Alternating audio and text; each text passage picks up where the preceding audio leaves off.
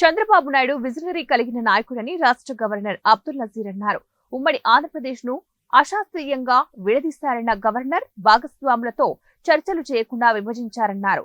ఉమ్మడి ఏపీ విభజన రాష్ట్ర ప్రజల హృదయాల్లో మాయని మచ్చగా మిగిలిందని తెలిపారు.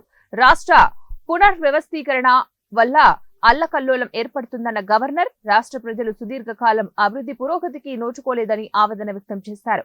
విభజన చట్టం ఆంధ్రప్రదేశ్ అభివృద్ధికి తగినంత పరిహారం ఇవ్వలేదన్న గవర్నర్ ఆస్తులు అప్పుల పంపిణీలలో అసమానతలు ఉన్నాయన్నారు. అశాస్త్రీయ విభజన వల్ల 46% వనరులు మాత్రమే వారసత్వంగా వచ్చాయని, రాజధాని హైదరాబాద్ ను కోల్పోవడం వల్ల ఆర్థిక నష్టం జరిగిందన్నారు. ఉన్నత విద్యా సంస్థలు కోల్పోయామన్న గవర్నర్ భారీ రెవెన్యూ లోటు వారసత్వంగా వచ్చిందన్నారు. అలాగే ప్రాంతం ఆధారంగా ఆస్తులు, వినియోగం ఆధారంగా విద్యుత్ పంపిణీ చేశారని, ఎలాంటి ఆధారాలు లేకుండా విద్యా సంస్థలు విభజించారన్నారు. ఉమ్మడి ఏపీలో తలసరి ఆదాయం 1,06,176 కోట్లు ఉండేదని, విభజిత ఏపీలో తలసరి ఆదాయం 93,121 కోట్లకు పడిపోయిందని ఆవేదన వెలిబుచ్చారు. రాష్ట్ర విభజన వల్ల ప్రతికూల ప్రభావం పడిందన్న గవర్నర్ అపరిష్కృత సమస్యల వల్ల సవాళ్లు వచ్చాయన్నారు.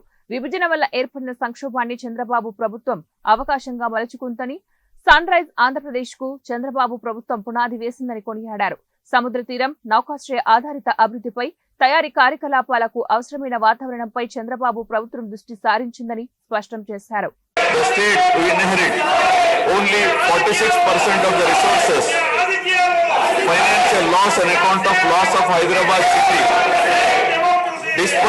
Disproportionate debt burden, loss of access to public institutions, loss of national institutions, Government of India PSUs and institutions of higher learning, etc.